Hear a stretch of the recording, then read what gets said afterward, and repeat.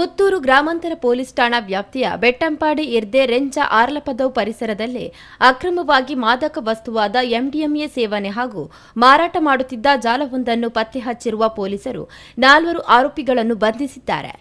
ಪುತ್ತೂರು ನಿವಾಸಿಗಳಾದ ಮಹಮ್ಮದ್ ಅರ್ಷದ್, ಮಹಮ್ಮದ್ ಹಾರಿಸ್, ಇಬ್ರಾಹಿಂ ಅಶ್ರಫ್ ಹಾಗೂ ಆರೋಪಿಗಳಿಗೆ ಎಂಡಿಎಂಎ ಪೂರೈಕೆ ಮಾಡುತ್ತಿದ್ದ ಆರೋಪದಲ್ಲಿ ಬಂಟ್ವಾಳ ನಿವಾಸಿ ಮುಸ್ತಫಾ ಎಂಬವರನ್ನು ಬಂಧಿಸಲಾಗಿದೆ ಎಂದು ಪೊಲೀಸರು ತಿಳಿಸಿದ್ದಾರೆ.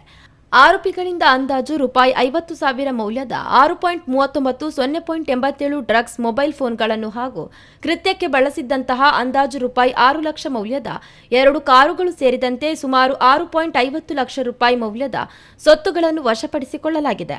ಈ ಸಂಬಂಧ ಪುತ್ತೂರು ಗ್ರಾಮಾಂತರ ಪೊಲೀಸ್ ಠಾಣೆಯಲ್ಲಿ ಪ್ರಕರಣವನ್ನು ದಾಖಲಿಸಲಾಗಿದೆ.